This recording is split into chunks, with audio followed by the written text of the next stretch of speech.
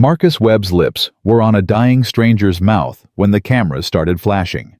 He didn't know her name. Didn't know she was worth $3 billion.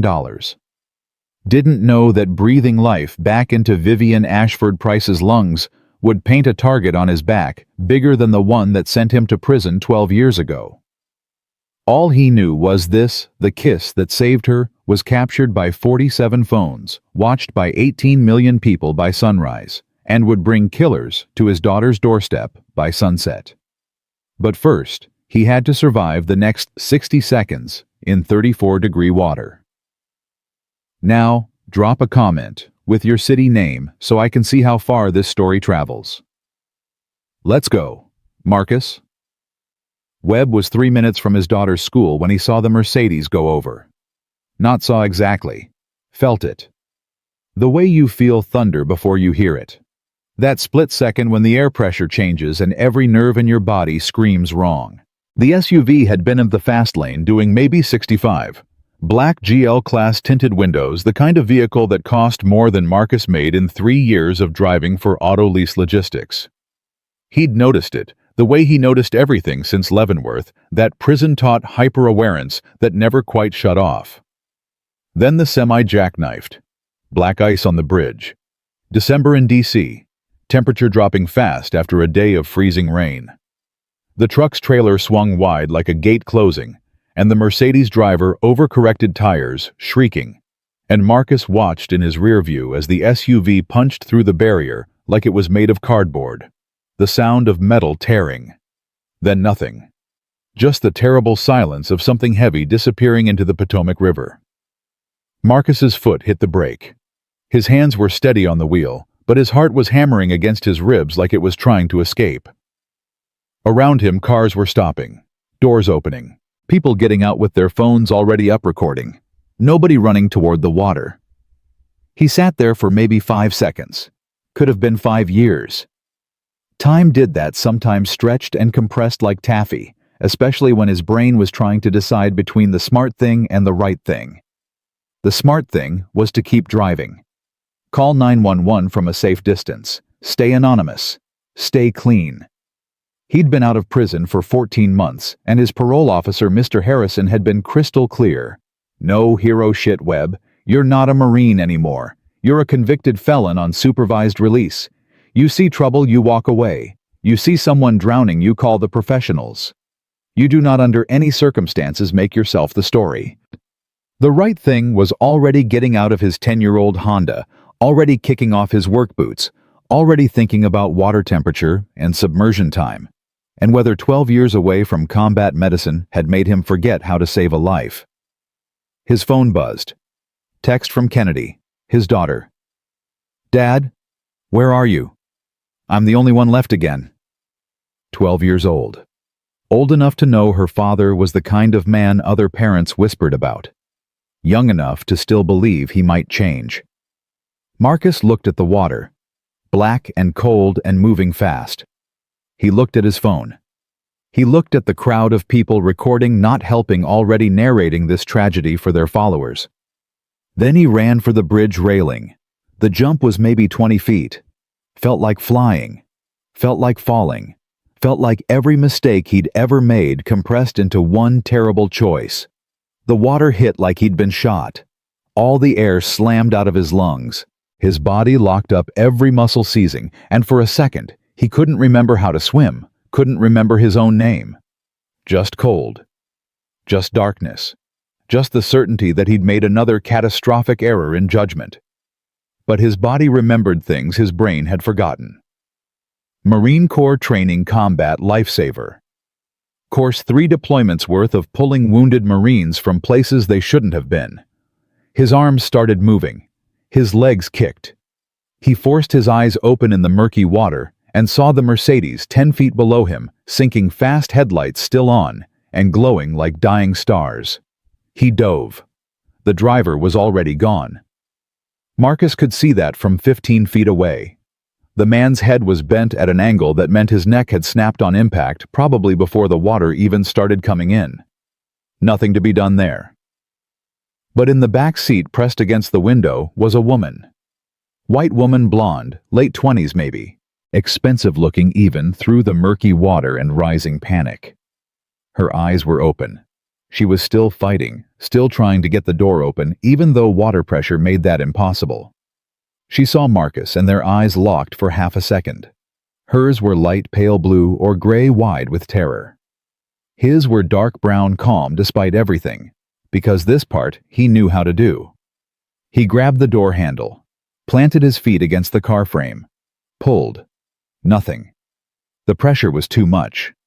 The Mercedes was maybe 15 feet down now, still sinking, and every second that passed made the door heavier, made the water colder, made Marcus's muscles slower. The woman was screaming. He couldn't hear it, but he could see it, see her mouth open, see the last of her air escaping in silver bubbles. Marcus pulled again.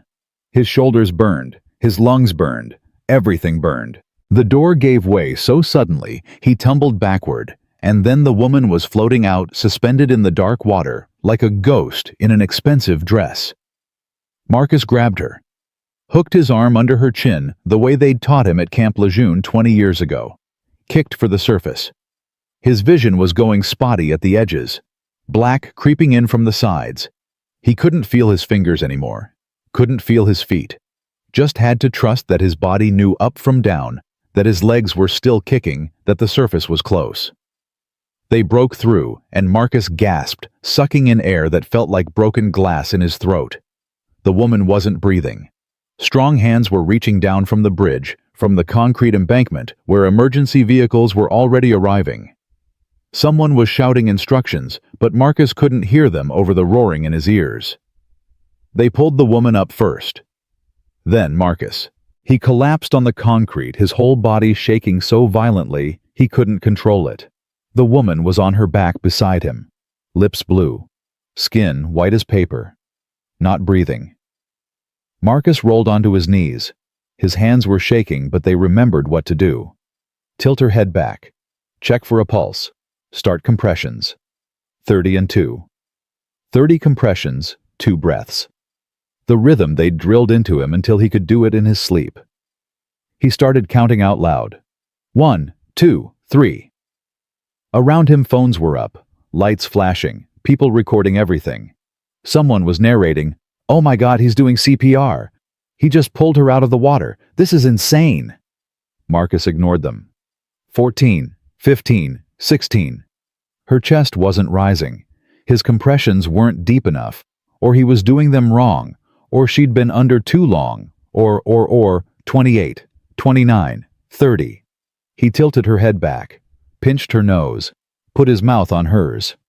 Her lips were ice cold, tasted like river water and something expensive, perfume maybe. He breathed into her. Once, twice. Nothing. Back to compressions. 1, 2, 3. This was how it had gone wrong in Fallujah. Marine down IED blast Marcus doing everything right and watching the guy die anyway because sometimes right wasn't enough. Sometimes the universe just said no. 14, 15, 16. Not again. Not this woman whose name he didn't know. Not today. 28, 29, 30. He breathed into her again. Once. Twice. She coughed. Water sprayed from her mouth. Her eyes flew open that pale blue-gray, and they locked onto his face with an intensity that made him forget he was freezing to death.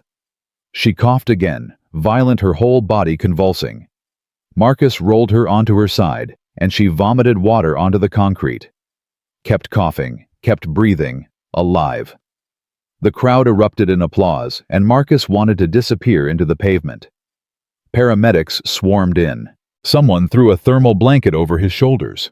Someone else was asking his name, asking what he saw, asking if he needed medical attention. Marcus stood up. His legs barely held him. His daughter was waiting, and he was already 40 minutes late. "I'm fine," he said. His voice came out rough, shredded. "I need to go." But a police officer was there now, gentle but firm. "Sir, we need a statement. What you did was incredibly brave, but we need to document everything." Marcus looked past him at the woman. She was on a stretcher, now oxygen mask on her face, paramedics checking her vitals. But she was looking at him, staring, like she was trying to memorize his face. Their eyes met one more time, and Marcus had the strangest feeling that his life had just changed in a way he couldn't possibly understand yet. Then the ambulance doors closed, and she was gone. The police interview took 35 minutes. Marcus sat in the back of a patrol car with the heat blasting still soaking wet, answering the same questions over and over. No, sir, he didn't know the woman. No, sir, he didn't see what caused the accident, just the aftermath. Yes, sir, he understood he'd put himself at considerable risk. No, sir, he didn't need to go to the hospital, he just needed to pick up his daughter. The officer taking his statement was young, maybe 25, and kept looking at Marcus like he'd just witnessed a miracle. "You saved her life, man. You know that, right? Another 30 seconds and she'd be dead." Marcus said nothing. The officer's partner, older and more skeptical, ran Marcus's license and came back with an expression that Marcus knew well. The look that said, "Oh, you're one of those. Says here you're on parole, Mr. Webb." "Yes, sir." "Federal time, Leavenworth. 12 years for manslaughter during the commission of a felony." "Yes, sir." The younger officer's hero worship expression flickered. The older one's skepticism hardened into something colder. "You're supposed to notify your parole officer of any police contact within 24 hours. "I will, sir." "You're also supposed to avoid situations that might bring you to law enforcement attention." Marcus looked at him steadily. "I jumped in a river to save a drowning woman. Should I have let her die?" The older officer's jaw tightened. "I'm just saying someone with your record should be careful about playing hero. People might wonder about your motives." The younger one spoke up. "Hey, come on, the guy just saved someone's life." "The guy is a convicted felon," the older officer said. "And we don't know anything about what happened out there except what he's telling us." Marcus felt something old and familiar rising in his chest. That same cold fury that had gotten him in trouble 12 years ago. But he was older now. Smarter, better at swallowing it down. "Am I free to go?" he asked quietly. The older officer stared at him for a long moment, then nodded. "For now. But we'll be in touch if we have more questions."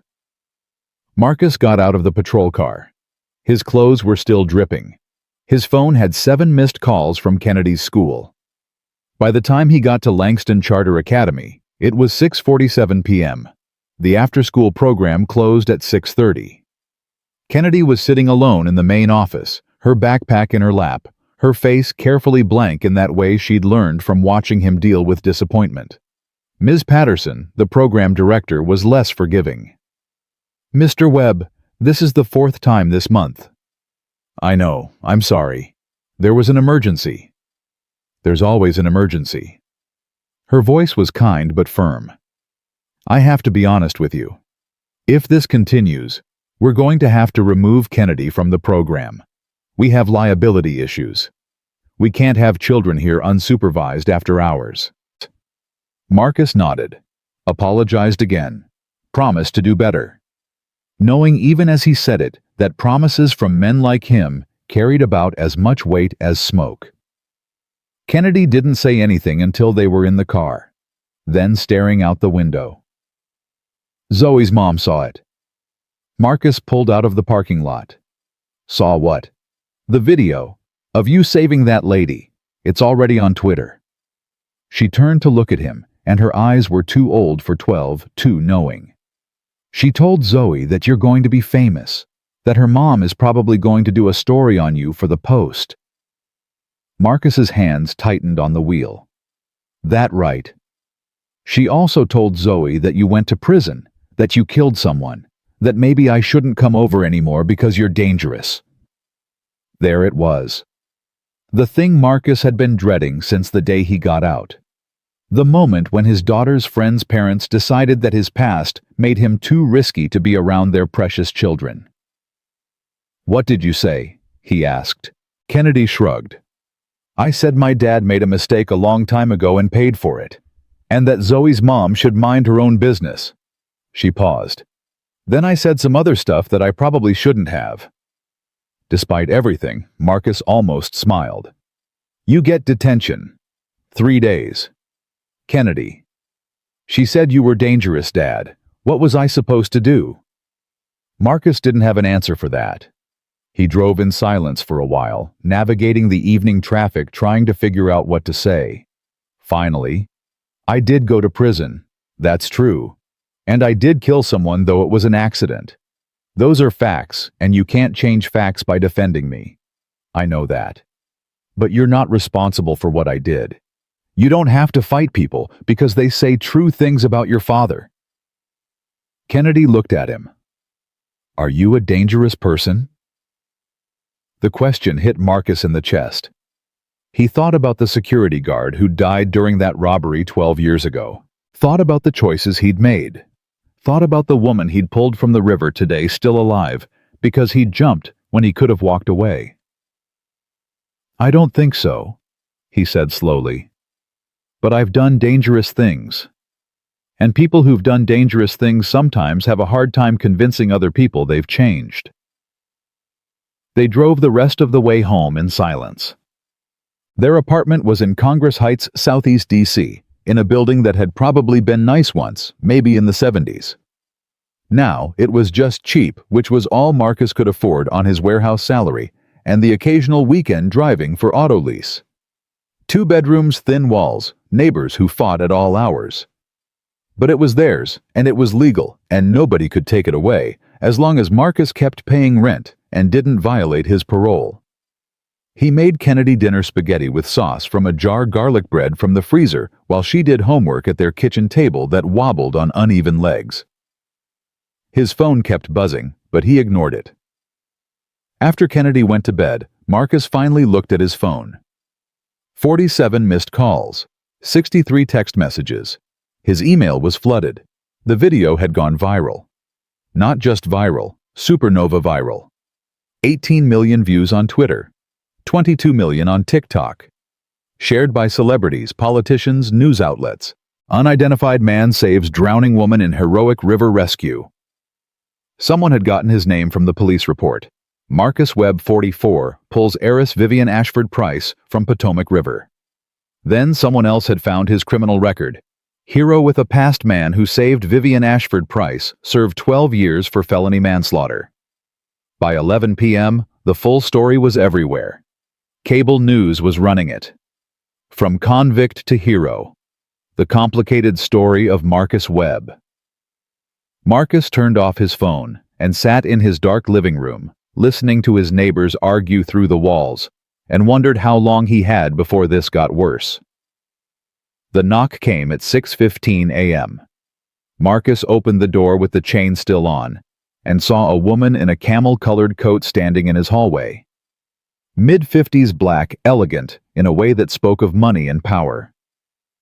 Behind her stood a younger white man in a dark suit, arms crossed, clearly security. The woman smiled. Mr. Webb, my name is Dr. Lorraine Ashford Price. I'm Vivian's mother. May I come in? Marcus unlatched the chain and stepped back. The apartment probably looked even worse at 6 in the morning than it had the day before. Kennedy's cereal bowl still on the counter, his wet clothes from yesterday draped over the radiator, the general air of barely keeping it together that he'd been living with for 14 months. Dr. Lorraine Ashford Price walked in like she was entering a museum, taking in every detail without judgment, which somehow made it worse. The security guy stayed in the hallway, arms still crossed, eyes scanning the stairwell like threats might materialize from the peeling paint. Coffee, Marcus asked, because his mother had raised him with manners, even if prison had taught him to distrust people who showed up at dawn. Please. Lorraine sat on his second-hand couch without hesitation. Black if you have it. Marcus poured 2 cups from the pot he'd made 20 minutes earlier when he couldn't sleep anymore. His hands were steady, but his mind was racing through possibilities, none of them good. Rich people didn't show up at your door at sunrise to say thank you. They sent lawyers' publicists checks in the mail. They showed up when they wanted something. He handed her the coffee and sat in the chair across from her. "Your daughter, okay?" "Recovering. She spent 2 nights in the hospital for observation. Hypothermia, water in her lungs, mild shock. But she's alive because of you." Lorraine took a sip of coffee and didn't flinch, even though Marcus knew it was terrible, bitter, and weak at the same time. The doctor said another 90 seconds, and she would have been brain dead. "I'm glad she's all right." "Are you—" Lorraine's eyes were sharp, assessing. "Because you left the scene pretty quickly, didn't wait to see if she was going to make it, didn't give any interviews, turned off your phone." Marcus met her gaze steadily. "I had to pick up my daughter from school, and I don't talk to reporters." "Because of your record." "Because of my record." Lorraine nodded slowly. 12 years in Leavenworth. Felony manslaughter during the commission of a robbery. You were 28 when you went in. Marine Corps veteran, 2 tours in Iraq, honorable discharge. Then you came home, and 3 years later you were helping your cousin rob a check-cashing place in Baltimore. Marcus said nothing. She'd clearly done her homework. "The security guard had a heart attack during the robbery," Lorraine continued. "Harold Bennett, 62 years old. You tried to save him. Performed CPR while your cousin fled. You stayed with him until the ambulance arrived, even though you knew you'd be arrested. He died anyway." "Yes, ma'am." "You pled guilty, expressed remorse. Got 12 years instead of 25 because the judge believed you genuinely tried to save that man's life." "That's right. And now you've saved my daughter's life." Lorraine leaned forward. "I need to know why." Marcus frowned. "Why what?"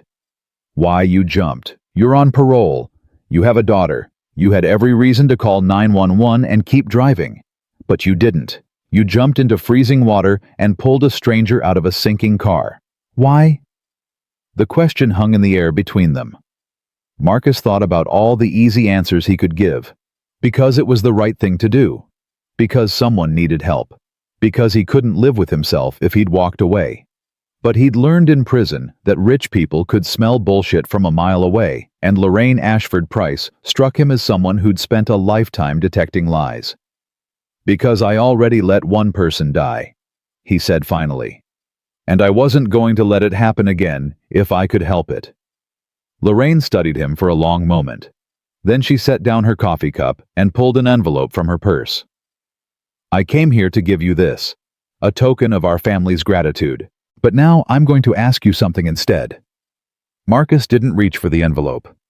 "I don't want your money. It's $50,000. Enough to get your daughter into a better school. Move out of this neighborhood. Maybe start over somewhere your past doesn't follow you quite so closely." "I appreciate that. But no." "Why not?" "Because I didn't pull your daughter out of that river for a reward. I did it because she needed help, and I was there." Lorraine smiled, but it wasn't a happy expression. "You're the 3rd person who's turned down our money in the last 48 hours, Mr. Webb. Do you know who the other 2 were?" Marcus shook his head. "The police officers who investigated the accident. They declined a reward for doing their jobs." She paused. "Everyone else, the paramedics, the tow truck driver, the reporters who broke the story, they all took it. Some asked for more. But you, the ex-convict with the most to gain, you're saying no." "Yes, ma'am. That's either very noble or very stupid." Marcus shrugged. "Probably both." That surprised a laugh out of her. "Fair enough." She tucked the envelope back in her purse. "Then let me tell you why I'm really here. My daughter didn't have an accident. Someone tried to kill her." The words dropped into the room like stones into still water. Marcus kept his face carefully neutral. "You should tell the police." "I did. They think I'm a paranoid mother who can't accept that accidents happen." Lorraine pulled out her phone and started swiping through images. The truck driver who jackknifed, he disappeared from the hospital before police could get a full statement. His company says the truck was stolen. They have no record of anyone by his name working for them. She showed Marcus a photo of the driver's license the police had found. White man, mid-40s, average in every way. The kind of face you'd forget 5 seconds after seeing it. The Mercedes Vivian was riding in the brakes had been tampered with. Forensics found evidence of brake line cutting that was covered up to look like normal wear, and the route she was taking wasn't her usual route home. Someone texted her from my phone number telling her I was having a medical emergency and needed her to meet me at Georgetown Hospital immediately. Marcus looked up from the phone. You didn't send that text. I was in Boston at a medical conference. My phone never left my hotel room, but someone spoofed my number and sent my daughter driving toward a bridge where a stolen truck was waiting to push her into the river. That's pretty sophisticated. That's premeditated murder. Lorraine's voice was hard now, all the elegant politeness stripped away. Someone wanted my daughter dead and made it look like an accident. And the police don't believe me because the Ashford Prices have enemies. We're a black family with generational wealth in a city built on old white money, so threats are just part of our reality. Marcus handed the phone back. What does your daughter think? Vivian thinks I'm overreacting. She thinks the brake thing is a coincidence, that the text was a prank, that the truck driver was just an uninsured immigrant who panicked. She wants to move on with her life and forget this happened. But you don't. I've lived 56 years in this country as a black woman with money and power. I know the difference between paranoia and survival instinct. Lorraine's eyes locked onto his. Someone tried to kill my daughter. They failed because you jumped in that river. And now they're going to try again, because that's what people do when they want something badly enough. Marcus should have said no. Should have stood up, walked her to the door, wished her and her daughter well. He had his own daughter to think about, his own fragile new life to protect. But he was already thinking about Kennedy, asking if he was a dangerous person. About the look in Vivian's eyes when she came back to life on that embankment. About 12 years spent regretting the choices that led to Harold Bennett's heart attack. What do you want from me? He asked quietly. I want you to keep my daughter alive. I'm not a bodyguard. No, you're a Marine Corps veteran with combat medical training who's already proved he's willing to risk his life for hers. You're also someone who has nothing to lose and everything to prove. Lorraine leaned forward. I've hired professional security, former Secret Service, top of the line. But Vivian won't listen to them. She thinks I'm being hysterical. She's planning to go back to work tomorrow, back to her regular routine like nothing happened. She's an adult. You can't stop her. No, but you can protect her. Be where those professionals can't be. See threats they won't see because they're looking for the wrong things. Why would I see different threats?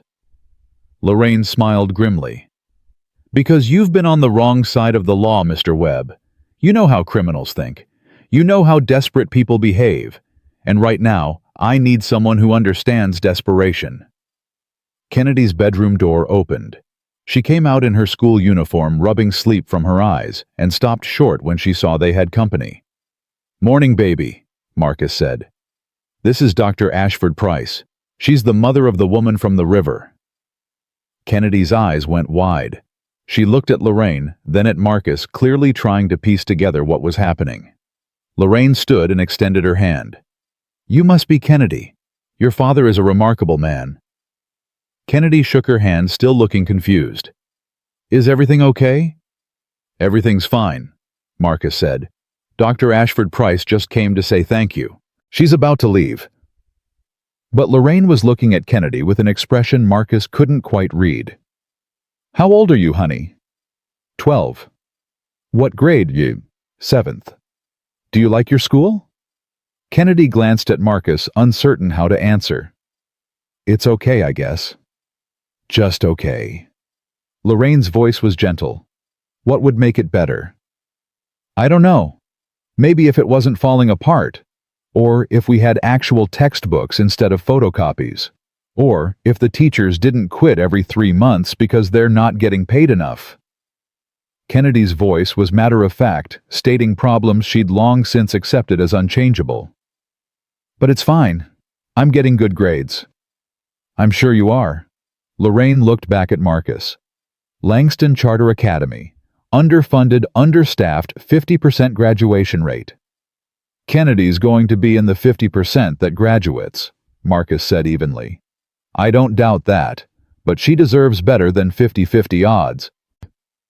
Lorraine opened her purse again and pulled out a different envelope. This is a letter of recommendation to Sidwell Friends. That's where Vivian went. It's also where I sit on the board of trustees. Marcus stared at the envelope like it might bite him. Sidwell Friends was where presidents sent their kids, where diplomats and Supreme Court justices and old money families paid $40,000 a year for the best education in D.C. We can't afford that, he said. Full scholarship. Room and board if she wants it, though I assume she'd rather stay with you. The education alone is worth $250,000 over 6 years. Kennedy's breath caught. Marcus could feel her looking at him hoping, and it made his chest ache. What's the catch? He asked. 6 months. You work for me for 6 months.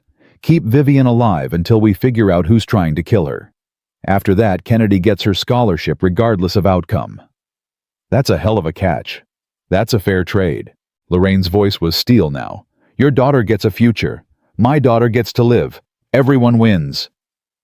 Unless I fail and your daughter dies anyway. Then at least I'll know I did everything I could to protect her. And Kennedy still goes to Sidwell. Lorraine set the envelope on the coffee table. That's a guarantee, Mr. Webb. Whatever happens, your daughter's future is secure. Marcus looked at Kennedy, saw the hope in her eyes, the fear, the desperate wish for him to say yes, mixed with the certainty that he'd say no, because that's what he always did when things seemed too good to be true. Can I think about it? He asked. You have until noon. After that, Vivian goes back to work, and I lose what little leverage I have to keep her safe. Lorraine walked to the door, then turned back. I did my research on you, Mr. Webb. I know what happened in Baltimore. I know you've spent 12 years paying for a mistake you made in a moment of desperation. But I also know you tried to save Harold Bennett's life even when saving him meant going to prison. I went to prison anyway. Yes, but you tried. And 2 days ago you jumped in a river when you could have kept driving. She held his gaze. I'm not asking you to be perfect. I'm asking you to try. That's all. Just try to keep my daughter alive. After she left, Kennedy stood in the middle of the living room, holding the letter of recommendation like it might disappear if she set it down. Dad, she whispered. Sidwell Friends. That's where Chelsea Clinton went. I know, baby. Is she serious? Would they really let me go there? Marcus looked at his daughter, 12 years old, and already so used to disappointment that she couldn't quite believe in good things anymore. Just like him. Yeah, he said. I think she's serious. Are you going to do it? Are you going to help her? I don't know. It's complicated. Because you'd have to protect a rich white lady. Kennedy's voice was sharp. Is that what makes it complicated? Her daughter's not white. The family is black. And that's not... Marcus stopped. It's complicated because people are trying to kill Vivian Ashford Price.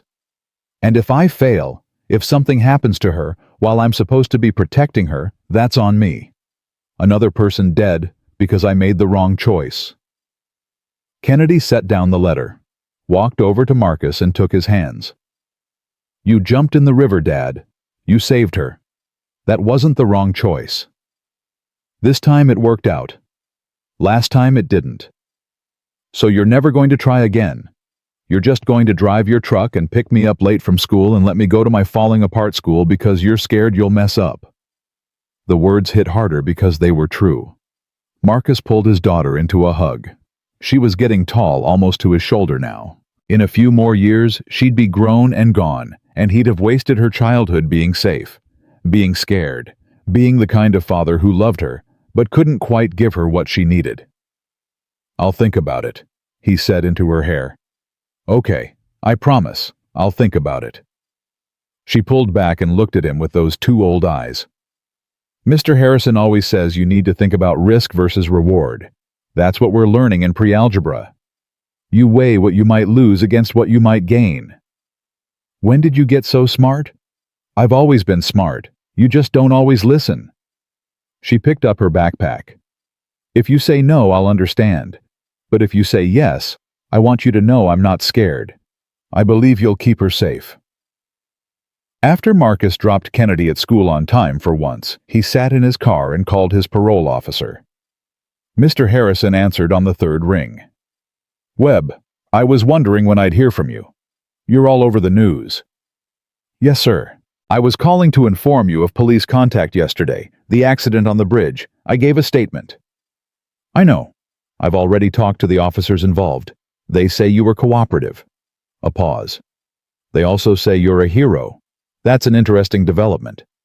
I just did what anyone would do. No, you did what you would do. Most people would have kept driving.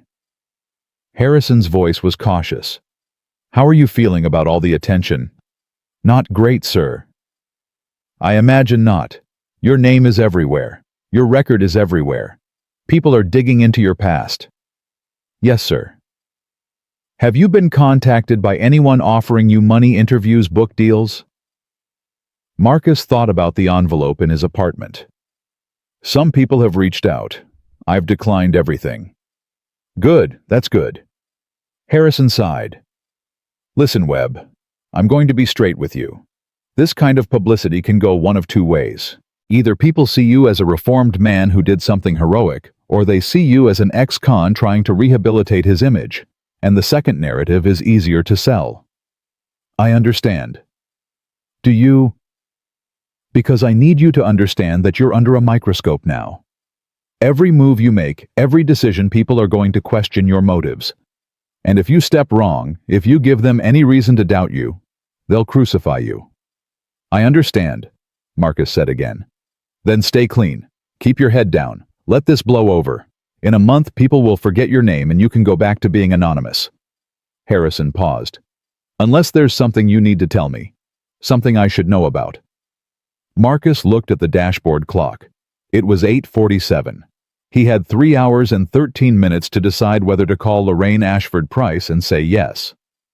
No, sir, he said. Nothing you need to know about. All right, stay out of trouble, Webb, and congratulations on the save. Whatever else happens, you did a good thing.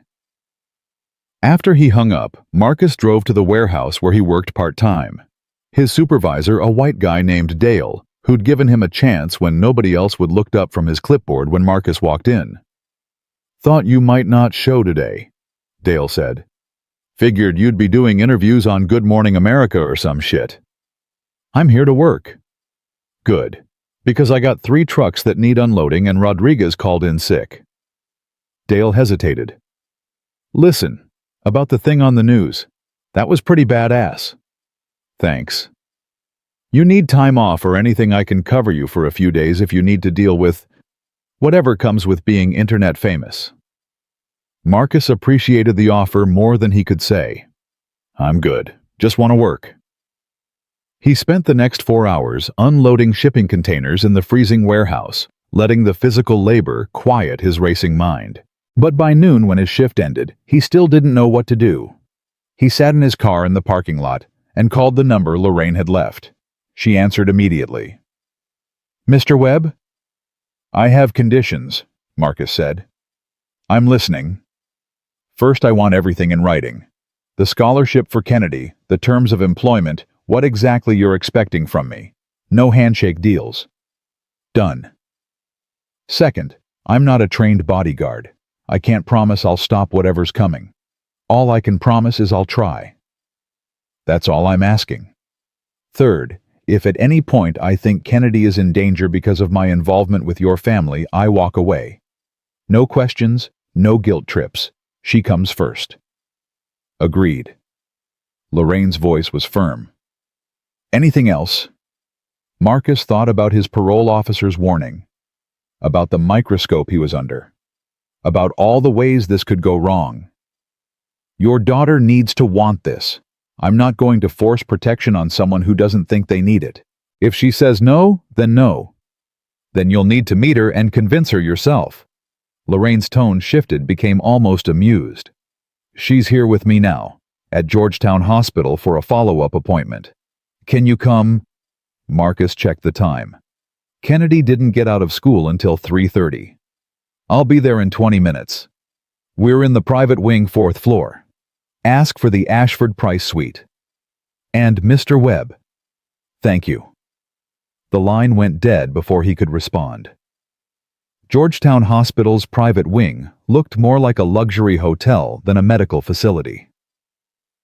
Marcus walked past original artwork and leather furniture, his work boots squeaking on polished floors, very aware that he probably smelled like warehouse sweat and didn't belong in a place where people paid more per night than he made in a week. The security guard outside the Ashford Price suite was young white, built like he spent serious time in a gym. He looked Marcus up and down with barely concealed skepticism. Can I help you? Marcus Webb. Dr. Ashford Price is expecting me. The guard spoke into his wrist mic, listened to his earpiece, then stepped aside with obvious reluctance. Go ahead, but I'll need to see ID first. Marcus handed over his driver's license and waited while the guard examined it like he was looking for forgeries. Finally, he got a nod and the door opened. Lorraine stood just inside, still elegant, even in a hospital setting. Thank you for coming so quickly. Vivian's just finishing up with her doctor. The suite had a living room separate from the bedroom, all done in soothing blues and grays. Marcus stayed near the door, hands in his pockets, feeling like an intruder. A door opened, and a woman walked out, and Marcus recognized her immediately from the river. Vivian Ashford Price looked different. Dry, smaller, somehow more fragile. She wore expensive casual clothes. Her blonde hair pulled back in a ponytail, and her skin still had that translucent quality of someone who'd been seriously ill. But her eyes were the same pale blue-gray he remembered, and they landed on him with instant recognition. She stopped walking. Her hand went to her throat in an unconscious gesture. You, she said softly. Ma'am. Marcus nodded, not sure what else to do. Behind her, a white man in his 60s emerged, wearing a white coat with a stethoscope around his neck. Mrs. Ashford Price is recovering well, but she needs rest. No stress, no strenuous activity for at least 2 more weeks. Thank you, Dr. Morrison. Lorraine shook his hand. We'll make sure she takes it easy. The doctor left, and suddenly the room felt very small. Vivian was still staring at Marcus like she couldn't quite believe he was real. This is Marcus Webb, Lorraine said. The man who pulled you out of the river. I know who he is, Mother. The whole world knows who he is. Vivian's voice was cool, controlled, nothing like the terror Marcus had seen in her eyes underwater. What I don't know is why he's here in my hospital room. Because I've asked him to help us. Help us with what? With keeping you alive. Vivian's jaw tightened. We're not having this conversation again. Yes, we are. Lorraine's tone was steel-wrapped in silk. Someone tried to kill you. The brake lines, the fake text, the stolen truck, it wasn't an accident. The police investigated. They found no evidence of foul play. The police didn't look hard enough. Vivian turned away from both of them, walked to the window overlooking the city. I'm not going to live my life in fear because you've convinced yourself there's a conspiracy. I haven't convinced myself of anything. I'm looking at facts. You're looking at coincidences and seeing patterns that aren't there. Vivian's voice rose slightly, the first crack in her composure. I had an accident. A terrible, traumatic accident. But it was an accident. And I need to move forward with my life, not hide behind bodyguards because you're worried. Marcus cleared his throat. Both women looked at him. Can I say something? He asked. Vivian's eyes were cold. I don't think... Please, Lorraine interrupted. Hear him out. Marcus took a breath. I don't know you, Mrs. Ashford Price. Don't know your life, your situation, who might want to hurt you. But I do know what it looks like when someone's drowning. And I saw your face underwater. Vivian's expression flickered. What about it? You were fighting hard. You wanted to live. Marcus held her gaze. But I also saw your face on the bridge when you came back, and I saw something else there. Fear, yeah, but also resignation. Like you'd been expecting something bad to happen and weren't really surprised when it did. The silence stretched out. Vivian's hand went to her throat again. "That's ridiculous," she said, but her voice lacked conviction. "Is it?" Marcus moved closer, careful not to crowd her. "Your mother says someone texted you pretending to be her. Said there was an emergency, and you just believed it without calling to confirm. I was worried. Or maybe you were already on edge, already feeling like something was wrong." Marcus kept his voice gentle. "I spent 12 years in prison, ma'am. I learned to read people pretty well, and right now I'm reading someone who's scared but trying not to show it." Vivian's composure cracked. She turned back to the window, and Marcus saw her shoulders shake once before she controlled it. "Even if I was scared," she said quietly, "what exactly are you proposing? That you follow me around like a shadow? That I rearrange my entire life because of a feeling? I'm proposing that you let me watch your back for 6 months while your mother and I figure out who's trying to hurt you. After that, if nothing happens, I walk away, and you never think about it again. And if something does happen, then at least you're alive to complain about my methods." That surprised a laugh out of her, short and sharp, but real. She turned to face him again, and something in her expression had shifted. "You're very direct, Mr. Webb. Don't have time to be anything else. Mother said you're on parole, that you went to prison for manslaughter." "That's true. Why should I trust someone with your history to keep me safe?" It was a fair question. Marcus considered his answer carefully. "You shouldn't," he said finally. "Trust has to be earned. But you already know I'm willing to jump in freezing water to save your life. That's more than most people can say." Vivian studied him for a long moment. "What do you get out of this? Your mother is paying for my daughter to go to Sidwell Friends. So this is a transaction. This is a mother trying to help her daughter and me trying to give my daughter a better future. Yeah, it's a transaction. But that doesn't make it less real." Vivian looked at Lorraine. "You really think this is necessary?" "I think someone tried to kill you and almost succeeded. I think they're going to try again. And I think Mr. Webb is someone who understands what's at stake better than any professional security team I could hire." Lorraine's voice softened. "Please, Vivian. Just 6 months. Let me have peace of mind." Vivian closed her eyes. When she opened them again, they were shiny with unshed tears. "Fine. 6 months. But I have conditions." "Name them," Marcus said. "First, you don't interfere with my work. I run a foundation that helps formerly incarcerated women reintegrate into society. I have clients programs events. You don't get to shut that down because you think it's too risky. I can work with that. Second, you're not my friend. You're not my confidant. You're an employee. We maintain professional boundaries at all times." "Understood." "Third, if at any point I feel like you're overstepping or making my life unbearable, I can terminate this arrangement immediately. No arguments." Marcus glanced at Lorraine, who nodded slightly. "Okay, but I get one condition of my own." "Which is?" "You tell me the truth about everything. Who you're meeting, where you're going if you feel threatened or notice anything strange. You don't hide things from me because you think I'm overreacting." Vivian's jaw set. "I don't like being monitored." "I'm not monitoring you. I'm protecting you. There's a difference." Marcus moved closer. "Look, I get it. You're independent, successful, used to handling your own problems. But someone with resources and planning tried to kill you. That's not something you handle alone." "How do you know they have resources?" "Because they spoofed your mother's phone number, tampered with your brakes without leaving obvious evidence, and coordinated a fake accident that looked real enough to fool the police. That takes money, technical skill, and patience." Marcus paused. "Which means whoever's coming for you isn't going to stop just because you survived once." The truth of that hung in the air between them. Vivian wrapped her arms around herself, suddenly looking smaller and younger. "I have to go back to work tomorrow," she said. "We're launching a new job training program for women coming out of the correctional system. I've been planning it for 6 months. I can't just cancel." "I'm not asking you to cancel. I'm asking you to let me be there."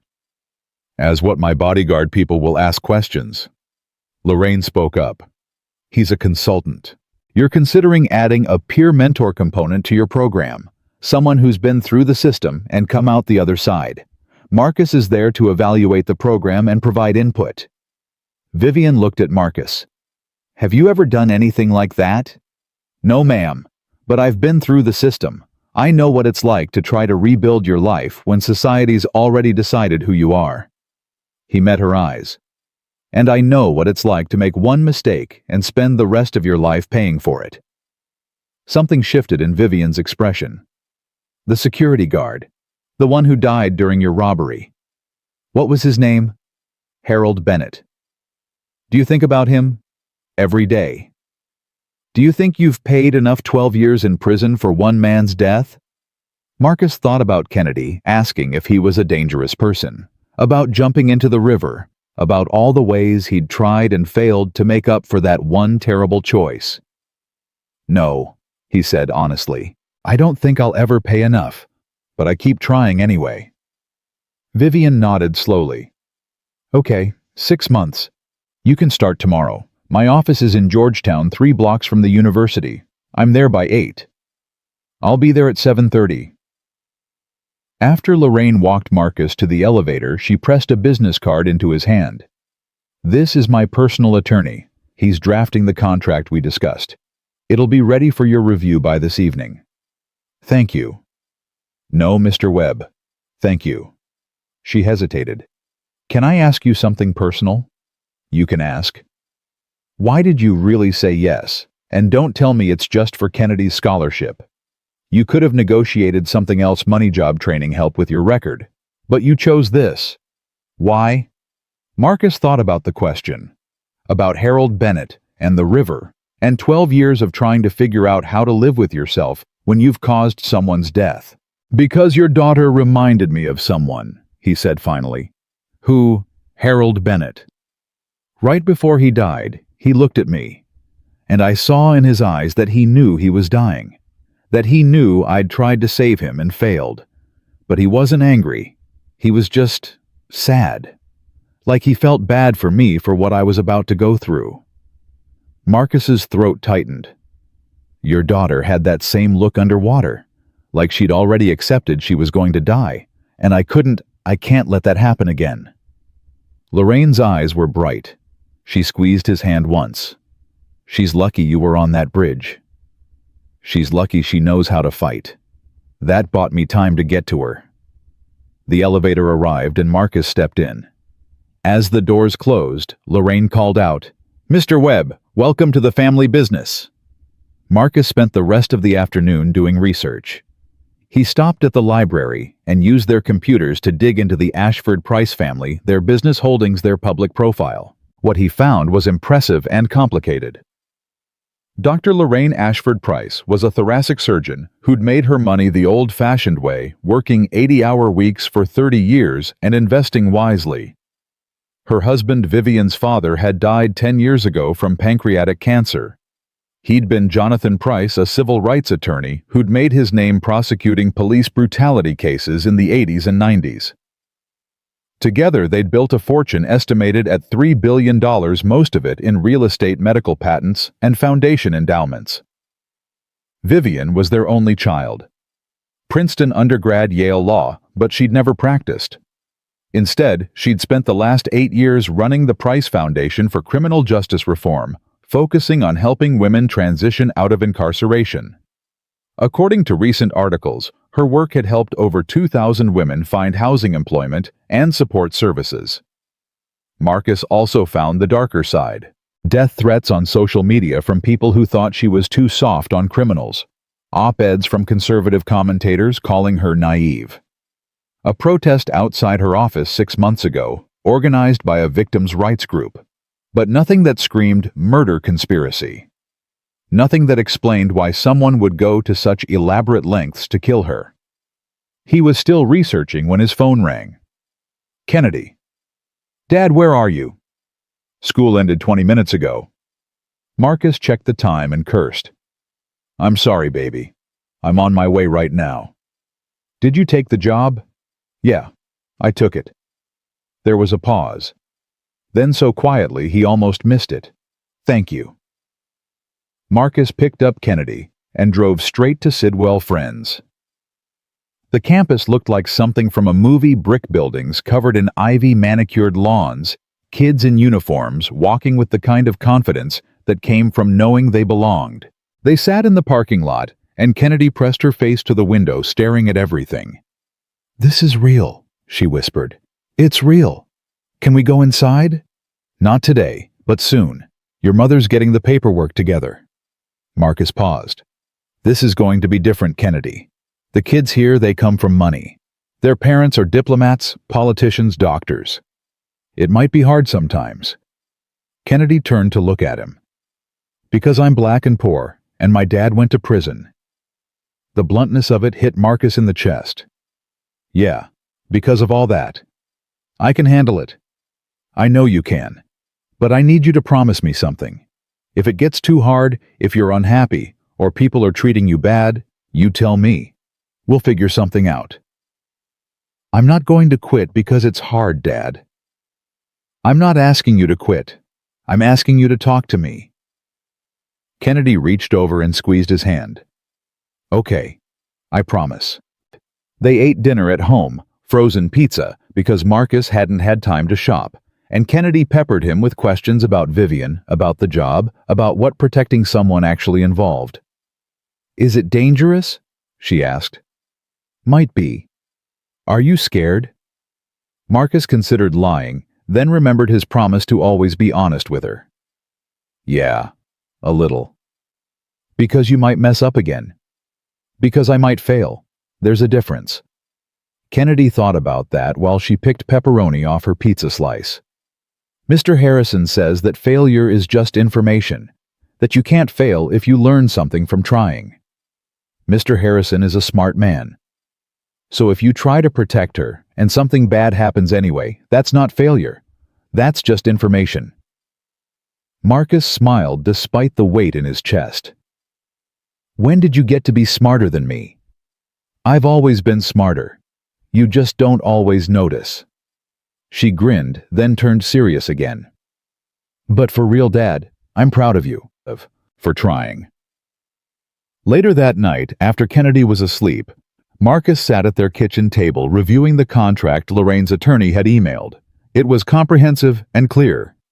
6 months of employment as a security consultant, salary of $75,000 paid in monthly installments.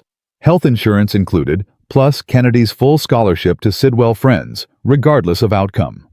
There was also a liability clause. If Marcus was injured or killed in the line of duty, his estate would receive a $1 million payout, and Kennedy's scholarship would include a college fund. The amount made Marcus's head spin. $1 million. More money than he could imagine. But it also meant Lorraine understood exactly how dangerous this was, that she expected he might die protecting her daughter. He signed the contract at 11 p.m. and emailed it back. Then he pulled out a notebook and started making lists. Everything he knew about the accident. Everything he didn't know. Every possible threat vector. Every vulnerability in Vivian's daily routine. Every question that needed answering. By 2 a.m. he had 5 pages of notes and more questions than answers. But he also had a plan, or the beginning of one. He set his alarm for 5:30 and tried to sleep. Failed.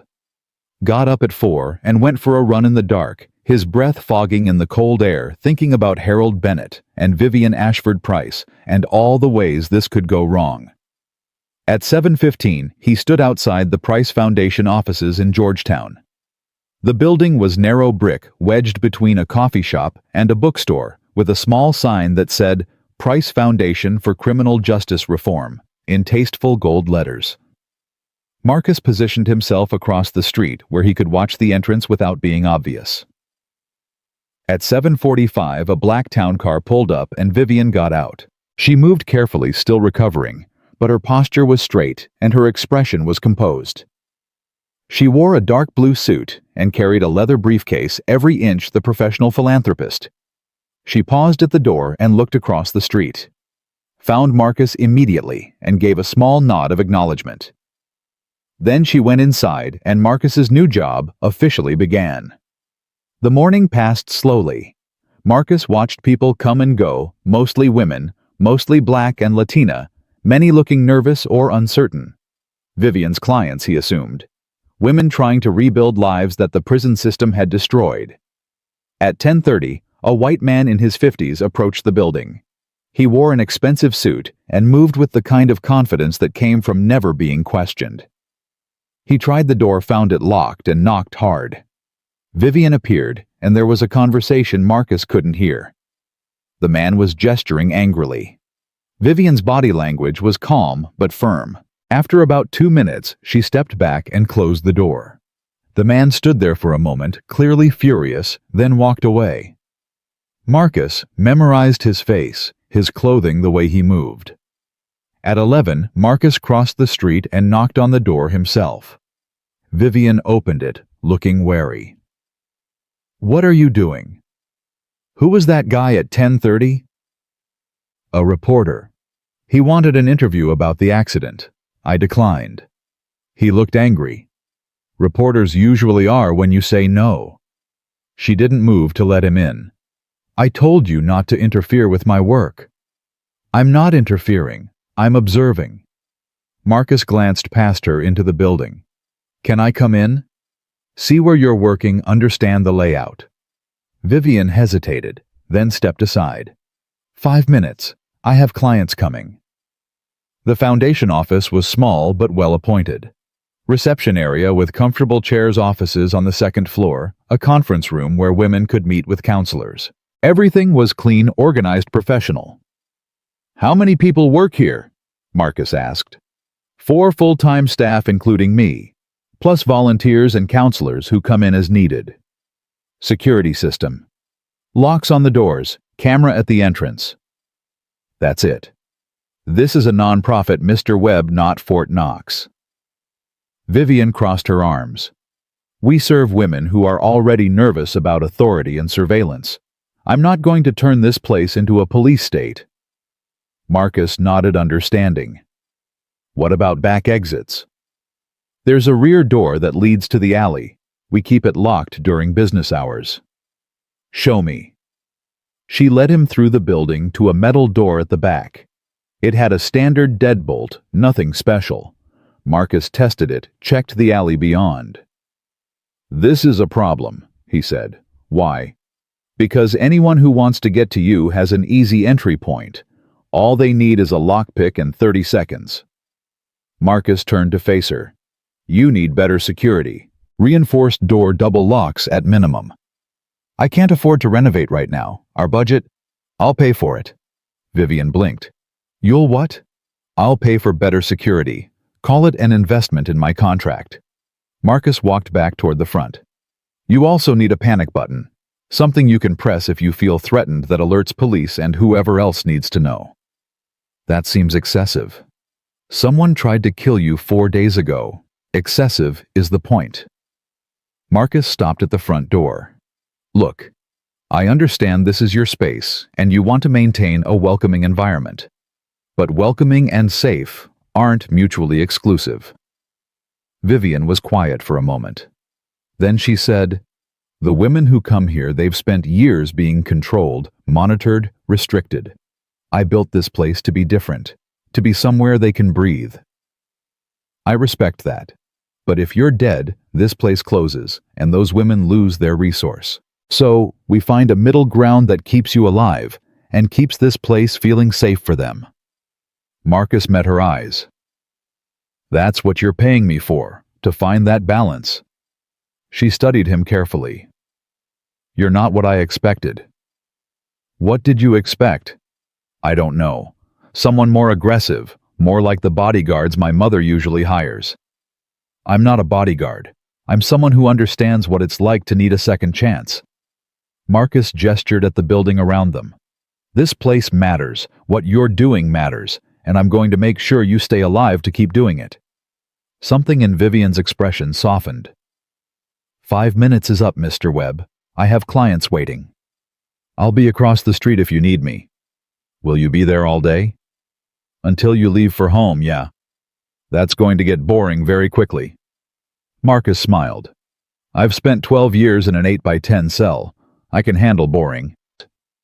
Vivian left the foundation at 6:30 that evening, and Marcus was waiting across the street when her town car pulled up. She looked exhausted, moving slower than she had that morning, and he made a mental note that she was pushing herself too hard too soon after nearly drowning. She saw him and walked over instead of getting in the car. You've been standing there all day. Part of the job. Did you eat? Had a sandwich around noon. From where? Corner store down the block. Vivian shook her head. Tomorrow bring real food. There's a kitchen on the second floor. You can use the microwave. She paused. Also, my mother wants to have dinner with us tonight. Both of us. At her house in Kalorama. Marcus thought about Kennedy waiting at after-school care. I need to pick up my daughter first. Bring her. Mother insists. Vivian's tone suggested this wasn't negotiable. She wants to meet the girl whose education she's funding. They took separate cars. Marcus picked up Kennedy, who changed into her nicest outfit, a dress she'd outgrown slightly, but refused to let him donate, and they followed Vivian's town car through rush-hour traffic to one of DC's wealthiest neighborhoods. Lorraine's house was a Victorian mansion that probably cost more than Marcus would earn in several lifetimes. Kennedy pressed her face to the car window and whispered, "Oh my God." Language, Marcus said automatically. Dad, look at this place. It's like the White House, but prettier. They parked on the street and walked up to the front door where Lorraine herself answered instead of staff. She wore casual clothes, slacks, and a sweater, but still looked elegant. Marcus Kennedy, please come in. Thank you for joining us on short notice. She smiled at Kennedy. You must be Kennedy. I've heard wonderful things about you. Kennedy shook her hand, suddenly shy. Thank you for the scholarship, ma'am. It's really generous. You're very welcome. And please call me Dr. Ashford Price, or Lorraine if you prefer. We don't stand on ceremony here. She led them through the house to a dining room that seated 12, but was set for 4. Vivian's just washing up. She'll be down in a moment. Dinner was catered, but served family-style roasted chicken, vegetables, fresh bread. Kennedy ate carefully, minding her manners, while Lorraine asked her about school and interests and future plans. I want to be a lawyer, Kennedy said. Like Vivian's dad was. I want to help people who can't afford good lawyers. That's admirable. What kind of law interests you? Civil rights. Or maybe criminal defense? Kennedy glanced at Marcus. My dad says the public defenders who helped him were overworked and underpaid, but they tried really hard anyway. I want to be like that, except maybe less overworked. Lorraine laughed. A worthy goal. You know, Jonathan Vivian's father used to say that the quality of a society is measured by how it treats its most vulnerable members. Did you know him? Kennedy asked. I was married to him for 32 years. He was my best friend. Lorraine's voice went soft. He would have liked you, Kennedy. He always believed in young people who wanted to change the world. Vivian came in then, hair damp from a shower, wearing jeans and a Georgetown sweatshirt. She looked younger without the professional armor, more approachable. Sorry I'm late, she said, sliding into the chair across from Marcus. Had to take a call with the program director. Everything all right? Lorraine asked. Fine, just logistics for tomorrow's launch. Vivian started serving herself food. Marcus thinks our security is inadequate. Marcus is correct, Lorraine said. I've been telling you that for months. Mother, we've been through this. I can't turn the foundation into a fortress. No one's asking you to, but better locks and a panic button aren't unreasonable precautions. Lorraine looked at Marcus. What else concerns you? Marcus set down his fork. The back alley access is too exposed. Anyone could approach from there without being seen. And she doesn't have security cameras covering the rear of the building, just the front entrance. Can that be fixed? Yeah, but it'll take time and money. Few $1,000s for proper cameras and locks. Consider it done. I'll have my people handle it tomorrow. Lorraine turned to Vivian. No arguments. Vivian's jaw tightened, but she nodded. Fine.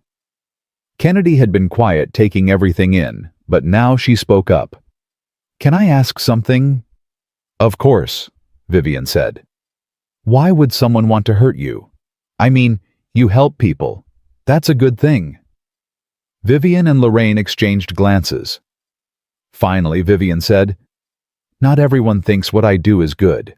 Some people believe that anyone who's been to prison deserves to suffer forever. They don't like that I'm trying to give women second chances. That's stupid, Kennedy said bluntly. Then, catching herself, Sorry, but it is. Everyone makes mistakes. Not everyone makes the same kinds of mistakes, Vivian said gently.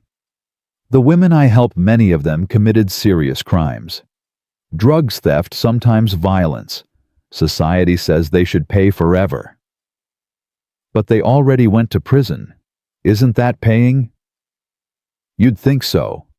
But when you get out, you can't find housing because landlords won't rent to felons. Can't find jobs because employers run background checks. Can't get student loans or professional licenses. Can't even vote in some states. Vivian's voice was passionate now. So you've served your time, but you're still being punished. And when you can't survive legally, you go back to crime. And the cycle continues. Kennedy looked at Marcus. Is that what happened to you? Marcus nodded slowly. Yeah, baby, that's exactly what happened. I came home from the Marines, couldn't find work because I didn't have the right skills, got depressed, started drinking, made bad choices trying to keep us afloat. But you have a job now. Because I got lucky. Because Dale took a chance on me even though he didn't have to. Most people don't get that chance. That's what I'm trying to change, Vivian said. I want to create a system where people like your father don't have to rely on luck, where they can rebuild their lives with support instead of obstacles. Kennedy thought about that while she ate her chicken. Then she said, So the people who want to hurt you, they don't want that system to exist. Exactly. Why not? Because some people profit from keeping others down. Private prisons make money from incarceration. Companies exploit prison labor. Politicians win elections by being tough on crime. Vivian's voice was tired. And some people just believe in punishment over redemption. They think if you commit a crime, you should suffer forever. That's not what the Bible says, Kennedy said. We learned in Sunday school that everyone deserves forgiveness. Lorraine smiled. Your daughter is wise beyond her years, Marcus. Gets that from her mother, Marcus said quietly. The room went still. Kennedy's eyes dropped to her plate. Lorraine and Vivian both looked uncomfortable, clearly sensing they'd stumbled onto difficult territory. Finally, Kennedy said, My mom died when I was 4. Cancer. I don't remember her much. I'm so sorry, Vivian said softly. It's okay. I mean, it's not okay. But it was a long time ago. Kennedy looked up. Dad says she was really smart and funny and kind. He says I have her eyes. Marcus reached over and squeezed his daughter's hand. You do. They finished dinner with lighter conversation. Afterward, Lorraine showed Kennedy her late husband's library, while Vivian pulled Marcus aside. We need to talk about tomorrow, she said. The launch event starts at 10. We're expecting about 50 people, clients, donors, media. It's going to be chaotic. That's a lot of exposure. It's also important. We've been planning this for months. I can't cancel because of hypothetical threats. Marcus understood, but didn't like it. Okay, but I need a guest list floor plan of the venue, and I'll need to scope it out beforehand. The event is at the foundation. You've already seen the building. I've seen it empty. I need to see it set up for 50 people. Need to know where the exits are, where someone could hide where you'll be standing. You're serious about this? Someone tried to kill you. Yeah, I'm serious. Marcus met her eyes. Look, I know this is inconvenient. I know it makes you feel watched and restricted. But that's what staying alive looks like right now. Vivian wrapped her arms around herself. I hate this. I hate being afraid. I know. I hate that I can't trust people anymore. That I have to question everyone's motives. That's smart, not paranoid. It doesn't feel smart. It feels exhausting. She looked at him. How do you do it? Live with constant suspicion after everything you've been through. Marcus thought about prison, about learning to sleep with one eye open, about the hypervigilance that never quite went away. You just do. Eventually it becomes background noise. And you focus on the things that matter, your work, your family, the people you're trying to help. Does it get easier? No, but you get stronger. Vivian nodded slowly. Okay. Tomorrow at 10. I'll email you the guest list tonight. They collected Kennedy from the library where she was deep in conversation with Lorraine about medical school and women in STEM fields. On the drive home, Kennedy was quiet until they were almost back to their neighborhood. I like them, she said. Dr. Ashford Price and Vivian. They're nice. Yeah, they are. Are you really going to be able to keep Vivian safe? Marcus considered lying, then remembered his promise. I'm going to try as hard as I can. What if trying isn't enough? Then at least I tried. That's all anyone can do. Kennedy was quiet for another block. Then, Dad. What if the people who want to hurt Vivian come after us too, because you're helping her? It was the question Marcus had been dreading, the one that kept him up at night. That's why I told Dr. Ashford Price that if I think you're in danger, I walk away. You come first always. But if you walk away, Vivian might die. Yeah. So either way, someone might get hurt. Marcus pulled into their building's parking lot and turned off the engine. Kennedy, I need you to listen to me. If anything feels wrong, if anyone approaches you at school, if you see someone following us, if you just have a bad feeling, you tell me immediately. Okay. Okay. And if I tell you to do something, you do it. No questions, no arguments. Can you promise me that? Kennedy looked scared, now really scared, and Marcus hated himself for putting that fear there. But she needed to understand. I promise, she whispered. He pulled her into a hug. Nothing's going to happen to you. I won't let it. You can't promise that. Watch me. That night, after Kennedy was asleep, Marcus sat at the kitchen table, reviewing the guest list Vivian had sent. 53 names, most of them women he didn't recognize. But 3 names stood out. Councilman James Mitchell, who'd run on a tough-on-crime platform and had publicly opposed the foundation's work. Pastor David Thompson, from a megachurch in Maryland, who'd preached sermons about the importance of punishment over redemption. And Richard Ashford Price, Vivian's Uncle Lorraine's brother-in-law. Marcus pulled up information on all 3. Mitchell had financial ties to private prison companies.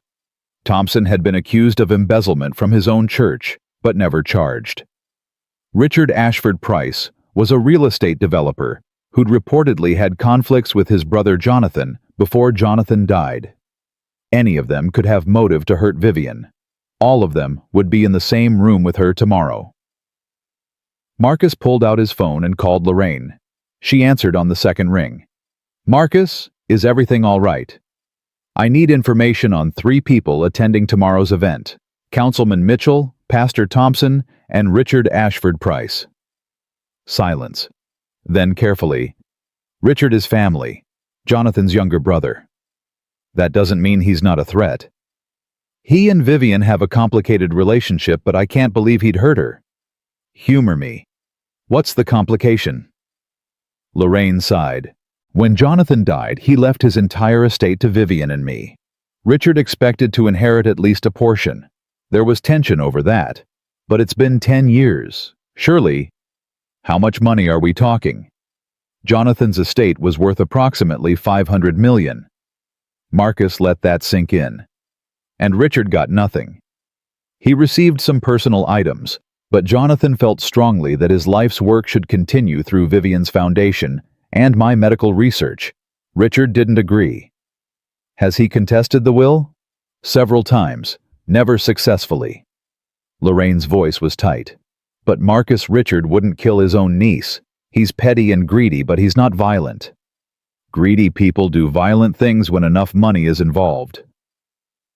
I understand your suspicion, but please be discreet tomorrow. If Richard thinks we suspect him, it could tear the family apart.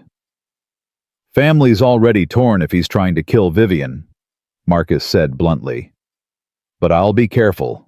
What about Mitchell and Thompson? Mitchell is a political opportunist. He uses fear of crime to win elections. Our foundation makes crime prevention look easy, which undermines his platform. Lorraine paused. He sent threatening letters. We filed police reports, but nothing came of it. What kind of threats? Standard political rhetoric, that we're coddling criminals endangering society. Once he said we deserve to face the consequences of our misguided compassion. But that's politician talk, not actionable threat. Depends how you read it. What about Thompson?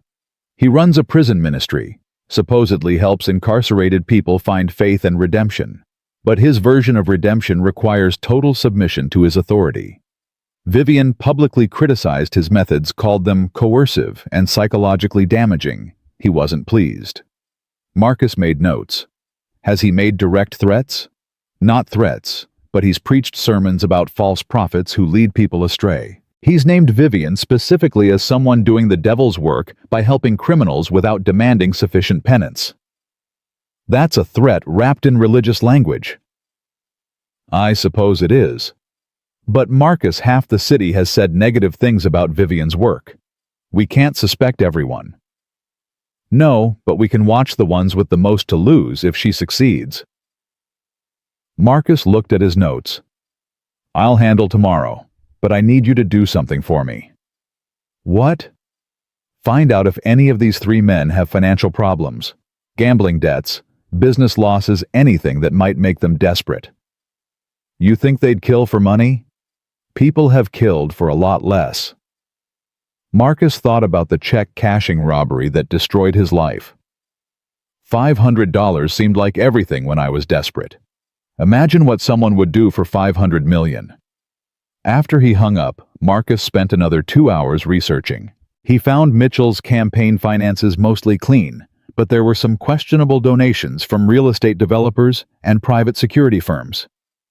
Thompson's megachurch had gone through bankruptcy 4 years ago and was still recovering. And Richard Ashford Price had lost a major development deal 6 months ago when his financing fell through. All three men had motive.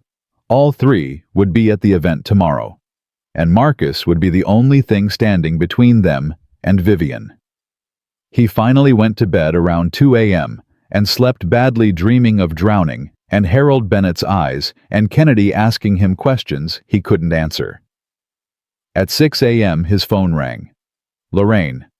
Marcus, thank God. Is Kennedy with you?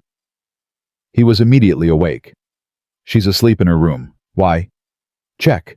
Please, check right now. Marcus ran to Kennedy's room, heart hammering. She was there, buried under blankets, breathing steadily. She's fine. What's going on? Someone left a package on my doorstep this morning. My security team found it at 5:30 when they did their rounds. What kind of package? A box, with a note attached. Lorraine's voice shook. It says Vivian dies or the child dies. Choose. And there's a photo of Kennedy leaving school yesterday. Marcus felt ice flood his veins. I'm pulling her out of school. Today. Right now. Bring her here, both of you. My house is more secure than your apartment. I need to call my parole officer. Tell him what's happening. Do what you need to do. But Marcus... Lorraine's voice broke. I'm so sorry. I never thought they'd target your daughter. It's not your fault. But Marcus was already grabbing his go-bag, the one he'd learned to keep packed in prison for emergencies. What was in the box? A dead rat. Jesus Christ. And a children's book. One of those cautionary tales about not trusting strangers. Marcus woke Kennedy as gently as he could. She was groggy, confused about why they were leaving so early. Pack a bag, baby. Clothes for a few days, anything important you can't leave behind. Why, what's wrong? Marcus knelt in front of her, taking her hands. Someone's trying to scare us. I need to keep you safe. So we're going to stay at Dr. Ashford Price's house for a little while. Kennedy's eyes went wide. Are they going to hurt me? Not if I can help it. But I need you to move fast. Okay. Can you do that? She nodded and started throwing clothes into her backpack. Marcus called his parole officer's emergency line. Mr. Harrison answered, sounding half asleep and annoyed. Webb, it's 6 in the morning. Someone threatened my daughter. Left a package with her photo and a note saying she dies if I keep working for Vivian Ashford Price. Silence. Then, you called the police. Not yet. Calling you first, per my conditions of release. Good. Don't call them yet. I'm coming to you. Harrison's voice was sharp now, fully alert. Where are you? Home. But I'm taking Kennedy to a secure location in Kalorama. Give me the address. I'll meet you there in an hour. And Webb, don't do anything stupid. Like what? Like deciding to handle this yourself. Let the professionals do their jobs. Marcus hung up and helped Kennedy pack. They were in the car 7 minutes later, driving through pre-dawn D.C., while Marcus checked his rearview mirror obsessively. Lorraine's house had security lights blazing when they pulled up. She met them at the door in a bathrobe, her face drawn with worry. Kennedy, sweetheart, I'm so sorry about all this. She ushered them inside. I've prepared a guest room for you upstairs. It's safe, I promise. Where's Vivian? Marcus asked. Still asleep. I haven't told her yet. Lorraine led Kennedy upstairs while Marcus waited in the foyer, hands clenched, trying to control the rage building in his chest. Someone had targeted his daughter, had taken her photo, followed her, threatened her life. And Marcus had brought this on her by agreeing to protect Vivian. When Lorraine came back down, she found him pacing. Kennedy's watching TV in her room. I told her to stay there until we figure out what's happening. Show me the package. Lorraine led him to her study, where the box sat on her desk, already photographed and documented by her security team. Marcus looked at it without touching. Brown cardboard standard shipping box, but no postage. Hand-delivered. The note was typed on plain white paper. Block letters, no signature, just the threat, and the photo of Kennedy. Marcus stared at the photo. Kennedy leaving school unaware she was being watched. The angle suggested the photographer had been across the street, maybe in a car, yesterday afternoon, which meant someone had followed them from Vivian's foundation to Kennedy's school, had watched Marcus pick her up, had taken this photo, knowing exactly what they'd do with it. I'm out, Marcus said flatly. I'm taking Kennedy and we're disappearing. You find someone else to protect your daughter. Marcus. No, this is exactly what I told you would happen. My daughter's in danger. We're done. Lorraine grabbed his arm. Please, just wait until my security team analyzes the package. Wait until the police? The police can't help. Whoever did this is smart and patient and willing to hurt a 12-year-old girl to get what they want. Marcus pulled away. I'm not gambling with Kennedy's life. Then let me protect her. Keep her here where my security can watch her. You keep working, we find who's behind this, and we end the threat for good. Or we all die, and I've failed everyone I care about. Again. The word hung between them. Lorraine's expression softened. You didn't fail Harold Bennett, Marcus. You tried to save him. That's not failure. He's still dead. Yes, but that's not on you. She moved closer. And if you walk away now, if we let these people win through fear, then they'll just keep doing this. To Vivian, to the next person who tries to help. Fear is their weapon. Don't give it to them. Marcus wanted to argue, wanted to pack Kennedy in the car and drive until they hit a state where nobody knew their names. But he thought about Vivian saying she hated being afraid, about Kennedy asking if trying was enough, about 12 years spent wondering if he could ever make up for one terrible mistake. "One condition," he said finally. "Kennedy stays here under your security's protection. I go to the event alone, and after today, we reassess everything." Agreed. Mr. Harrison arrived 30 minutes later with 2 FBI agents. They examined the package, took statements, and promised to investigate. But Marcus could see in their eyes that they didn't have much hope. The package had been wiped clean of fingerprints, the note was untraceable, and the photo gave them no leads. "We'll increase patrols around the area," one agent said, "and we'll coordinate with DC Metro to keep an eye on your daughter's school." "She's not going to school," Marcus said. "She's staying here." "Mr. Webb, we understand you're upset, but we can't justify protective custody based on one threatening note." "Then I'll protect her myself." The agents exchanged glances. Harrison cleared his throat. "Marcus, can I talk to you privately?" They stepped into Lorraine's garden. Harrison lit a cigarette even though it was barely 7 a.m. "You need to think carefully about your next move," he said. "Because right now, you're a convicted felon associating with people who are clearly involved in something dangerous. And if this goes sideways, you're the one who ends up back inside."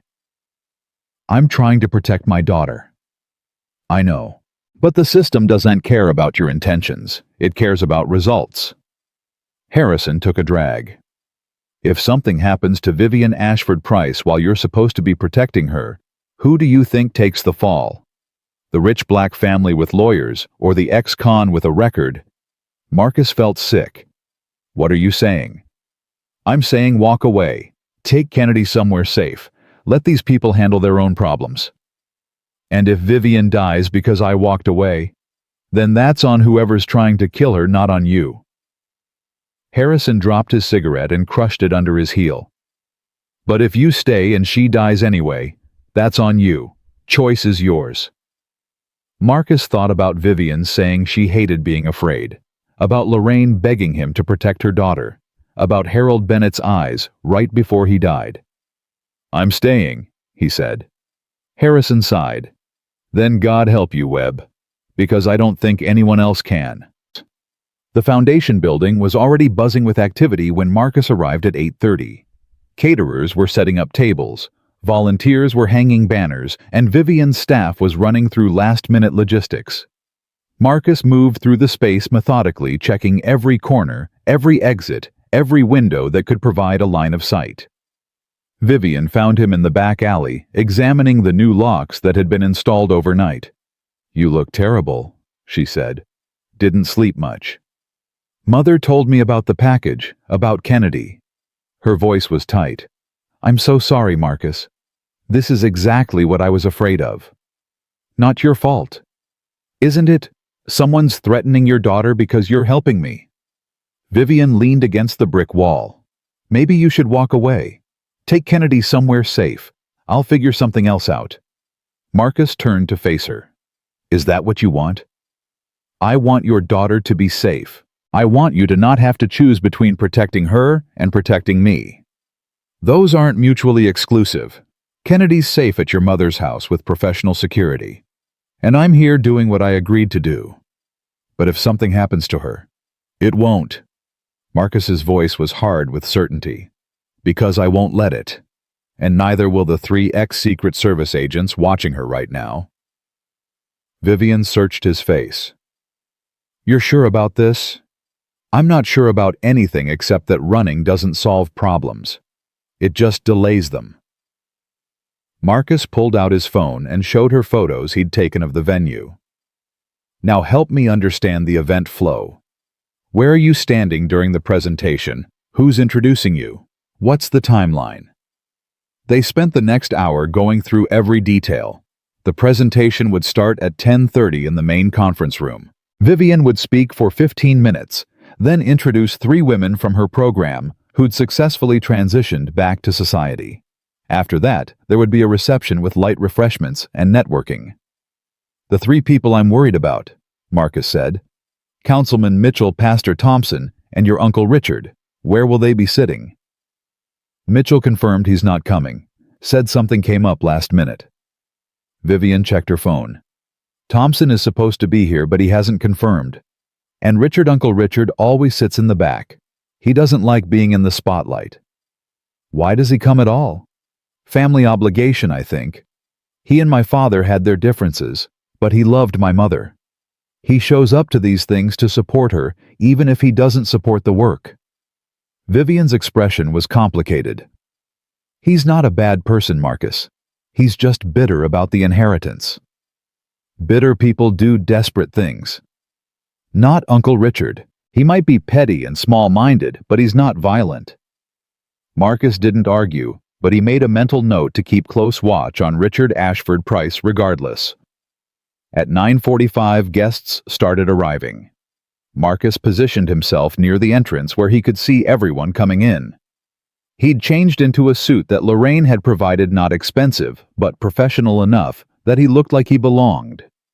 The story was that he was a program consultant, evaluating the foundation's effectiveness. Nobody questioned it.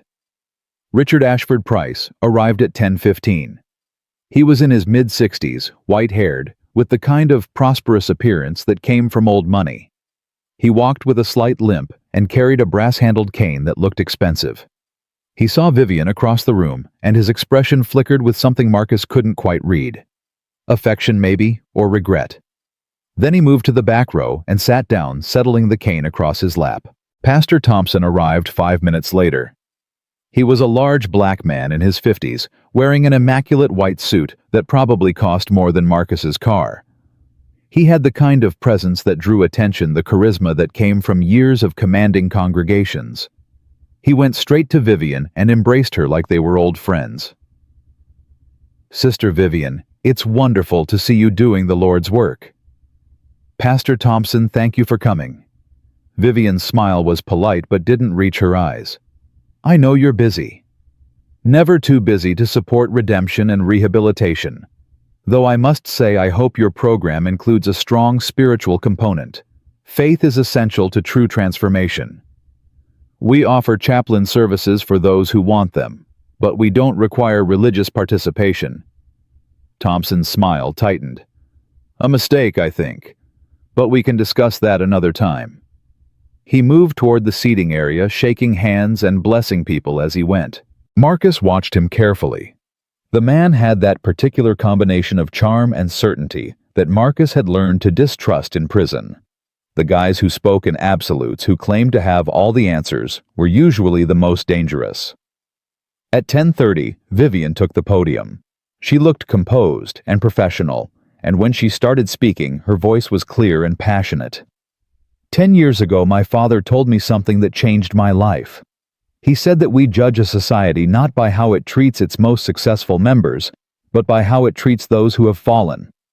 And in America, we have decided that people who make mistakes should pay for them forever. She talked about the challenges facing formerly incarcerated women, about housing discrimination, employment barriers, the loss of voting rights, about how the system was designed to ensure failure rather than success. But what if we designed it differently? What if we decided that punishment should have a limit and redemption should have a path? That's what the Price Foundation is trying to build. Not a free pass, not an excuse, but a genuine second chance.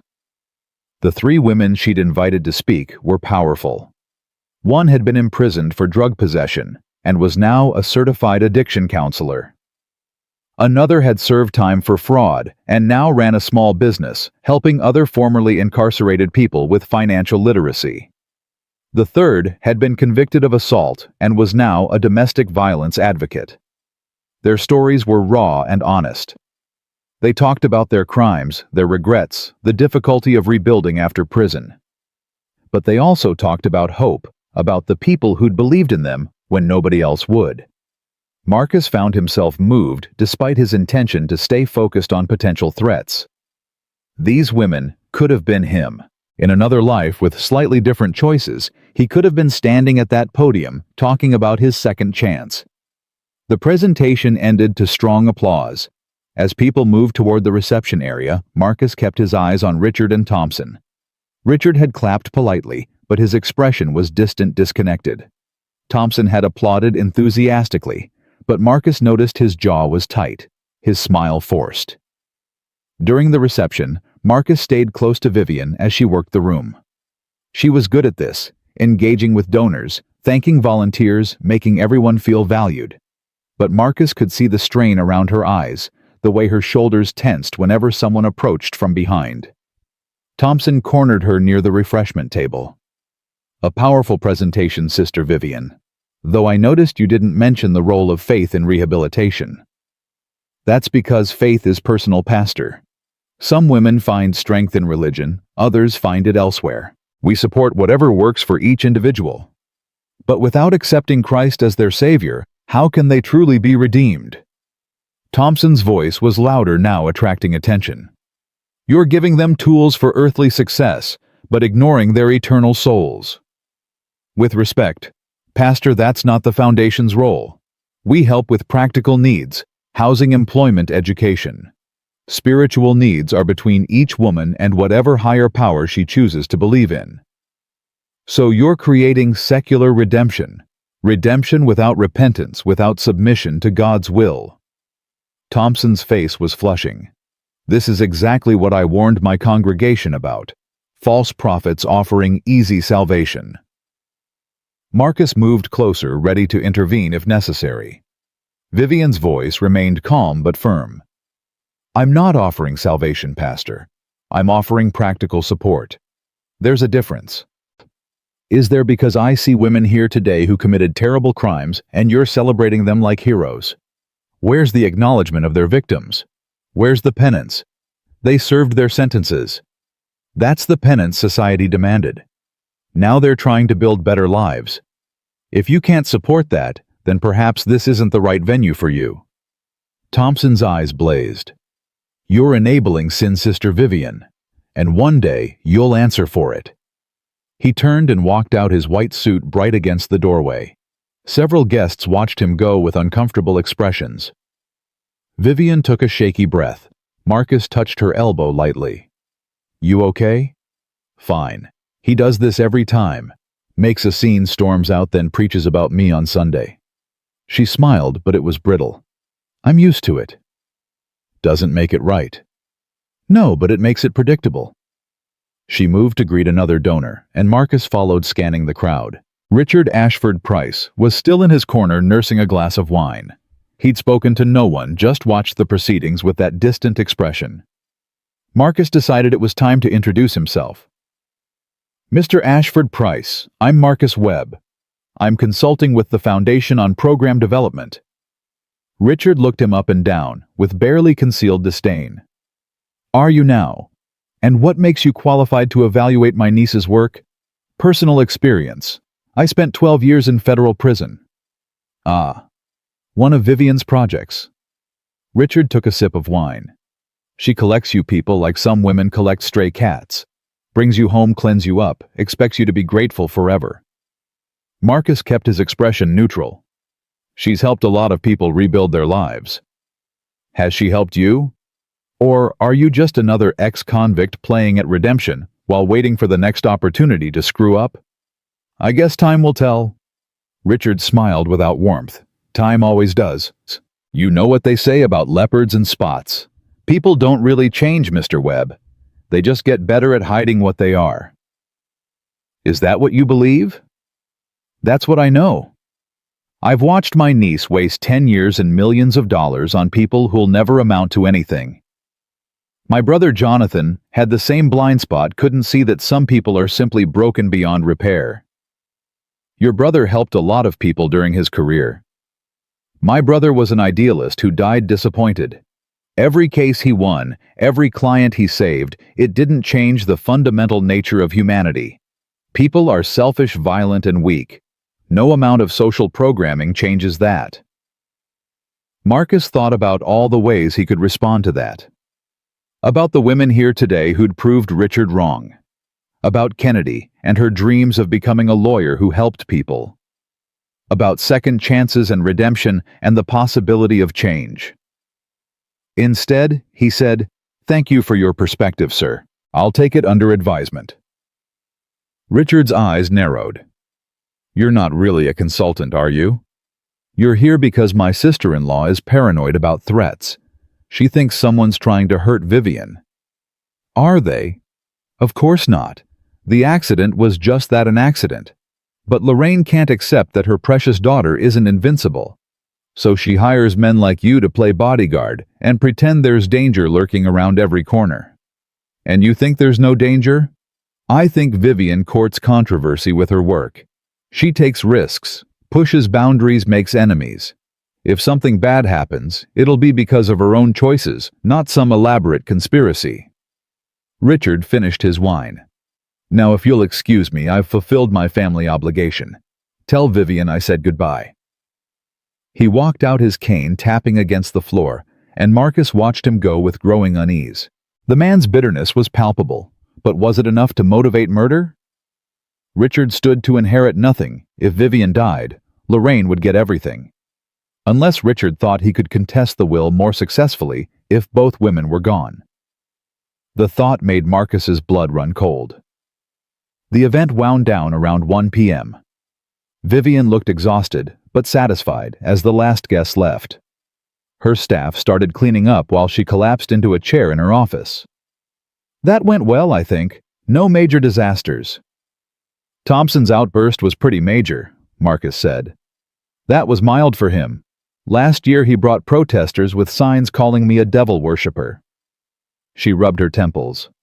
"At least he left before dessert this time." Marcus leaned against the doorframe. "Your uncle said some interesting things." "Let me guess. That I'm wasting my life on lost causes, that people don't change, that Dad would be disappointed in me." "Pretty much." "Richard's been saying that for 10 years. He thinks the foundation is a waste of family money that should have gone to him." Vivian's voice was tired. "He's not wrong that it's expensive. We go through about $15 million a year in operating costs. But the return on investment, the number of women who don't re-offend, who become productive citizens, it's worth it. He suggested that if something happens to you, it'll be your own fault for taking risks." Vivian's head snapped up. "He said that?" "Not in those words exactly, but the implication was clear." "Jesus." She stood and paced. "I need to talk to my mother. If he's involved somehow." Her phone rang. She looked at the screen and frowned. "It's the hospital. Georgetown. Why would they be calling?" she answered. "Hello. Yes, this is Vivian Ashford Price." Marcus watched her face go pale. She swayed, and he moved to steady her. How bad?" Her voice was shaking. "I'm on my way. Tell her I'm on my way." She hung up and looked at Marcus with naked terror. "It's Mother.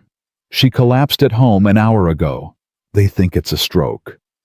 They took Vivian's town car, the driver breaking every speed limit to get them to Georgetown Hospital. Marcus called Lorraine's house on the way and got one of the security guards. "Where's Kennedy?" he demanded. "Still in her room watching TV. Mrs. Ashford Price told us not to disturb her." "Is everything all right, sir?"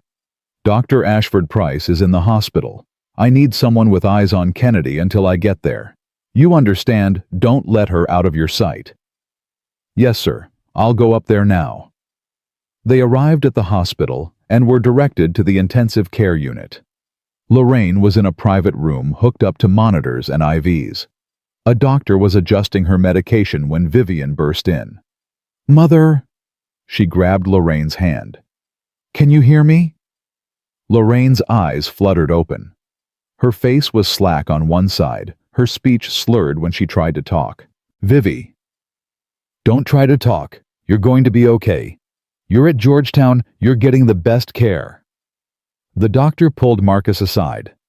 "Are you family?" "Working for the family." "What happened?"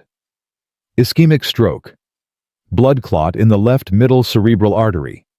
We administered TPA within the treatment window, so her prognosis is cautiously optimistic. but she'll need extensive rehabilitation. How did this happen? She's only 56. Stroke can happen at any age, but... The doctor hesitated. We're running a full tox screen. There were some anomalies in her initial blood work that concern us. Marcus felt ice in his stomach. What kind of anomalies? Elevated levels of certain compounds that aren't consistent with her medical history or current medications. It may be nothing, but we need to rule out toxic exposure. You're saying someone might have poisoned her. I'm saying we're investigating all possibilities. The doctor glanced at Vivian, who was sobbing quietly while holding her mother's hand. Has Mrs. Ashford Price had any unusual food or drink in the last 24 hours? Anything out of her normal routine? Marcus thought about the package left on Lorraine's doorstep. The dead rat. The threat. She had coffee this morning. I watched her drink it around 6 a.m. Did she make it herself? I don't know. Her staff might have.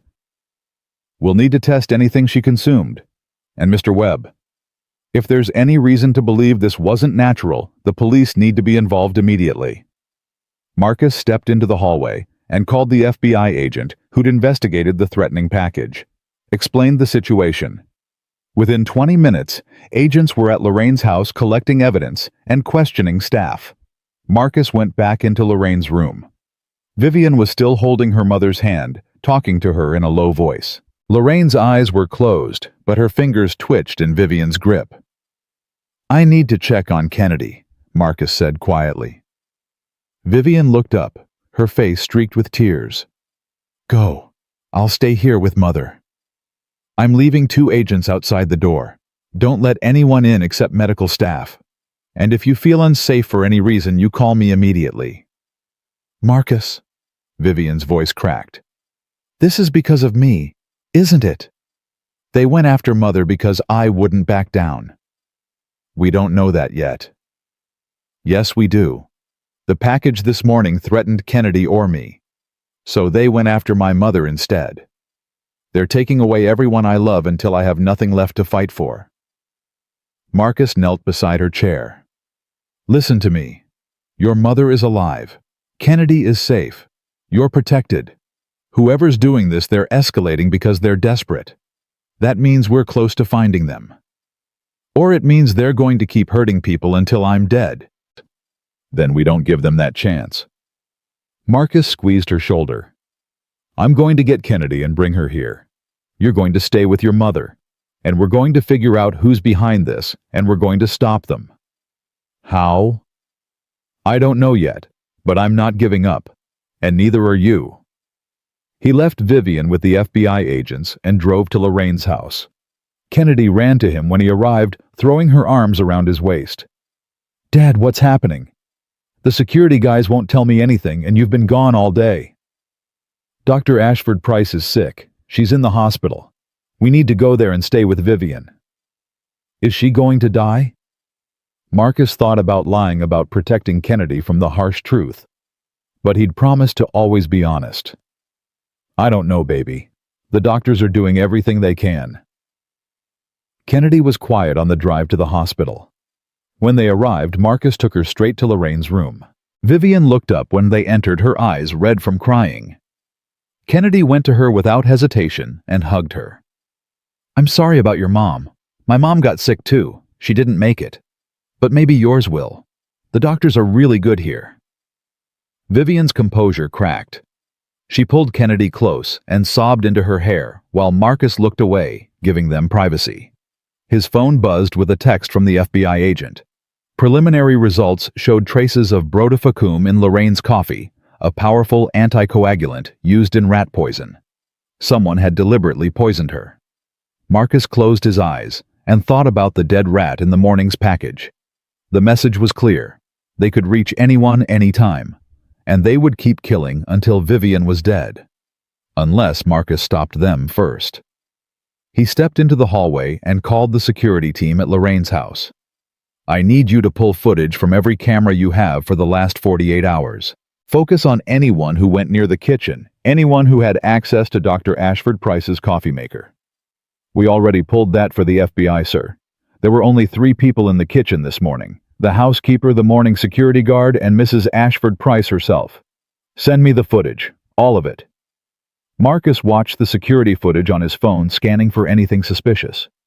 The housekeeper had prepared coffee at 5:30 a.m. like she did every morning. Nothing unusual in her movements. The security guard had poured himself a cup around 6, also normal. And Lorraine had come down at 6:15 and made herself a fresh pot.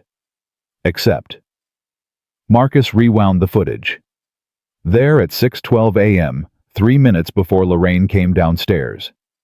The housekeeper returned to the kitchen, pulled something from her pocket, and added it to the coffee pot. The movement was quick practiced. Then she left. Marcus called the FBI agent. Elena Martinez, your housekeeper. She poisoned the coffee. We already have her in custody. She's not talking. Who hired her? When did she start working there? 3 months ago. Came with excellent references from another family in the area. Check those references. I bet they're fake. Marcus paced the hallway. And check her financials. Someone paid her to do this. 2 hours later, the FBI agent called back. You were right. The references were forged, and Elena Martinez isn't her real name. We're running her prints now. What about her bank account? That's the interesting part. She received a wire transfer of $50,000 2 days ago from an offshore account we're still trying to trace. Can you trace it? We're working on it, but these things take time. Time was exactly what they didn't have. Marcus returned to Lorraine's room, where Kennedy had fallen asleep in a chair and Vivian was still holding her mother's hand. They found who poisoned her, Marcus said quietly. Your mother's housekeeper, but she was hired by someone else, someone with money and resources. Vivian looked up. Uncle Richard. We don't know that. Who else could it be? He has motive, he has money, and he's been bitter about the inheritance for 10 years. Her voice was hard now, anger replacing fear. I'm going to confront him. No, you're going to stay here where you're safe. I'll talk to him. He's my uncle. You should be with your mother. Let me handle Richard. Vivian studied his face. Then she nodded slowly. If he did this, I want him to pay. I want him to rot in prison for the rest of his life. If he did this, he will. I promise you that. Marcus called Richard's house. No answer. He tried Richard's cell. Voicemail. He left a message saying they needed to talk urgently about Lorraine. Then he called one of the FBI agents. I need an address for Richard Ashford Price, and I need it now. Richard lived in Alexandria, in a historic district where houses cost millions and privacy was guaranteed. Marcus drove there alone, leaving Kennedy with Vivian and the FBI protection. Richard's house was dark when Marcus arrived at 8 p.m. No cars in the driveway, no lights in the windows. Marcus knocked anyway. No answer. He tried the door. Locked. He walked around to the back and found a window slightly open. Prison had taught him a lot of things, including how to break into places quietly. Inside the house was expensively furnished, but cold, impersonal. Marcus moved through the rooms, looking for anything that might connect Richard to the poisoning, to the accident, to any of it. In Richard's study, Marcus found a laptop open on the desk. He woke it up and found it wasn't password protected. Sloppy for a man supposedly orchestrating murders. Marcus opened the email application and started scrolling. Business correspondence. Family updates, nothing suspicious. Then he found a folder labeled V, buried in the archives. Inside were emails spanning 3 years, all to the same anonymous address, all discussing Vivian. Marcus read through them, his stomach sinking. Richard was paying someone to surveil Vivian, to document her movements, her routines, her vulnerabilities. The most recent email was from 2 days ago. Accident failed. Alternative methods necessary. Maximum payment on completion. Marcus took photos of everything with his phone. Then he kept searching. In a desk drawer, he found bank statements showing regular wire transfers to offshore accounts. $50,000 here, $75,000 there. Over $2 million in the last 6 months alone. He also found something else. A handwritten note in Richard's handwriting. Jonathan got everything. The house, the money, the respect. Even in death he wins. But Vivian is mortal, and mortality can be arranged. Marcus was photographing the note when he heard a sound behind him. He turned to find Richard standing in the study doorway, his brass-handled cane raised like a weapon. "I knew someone would come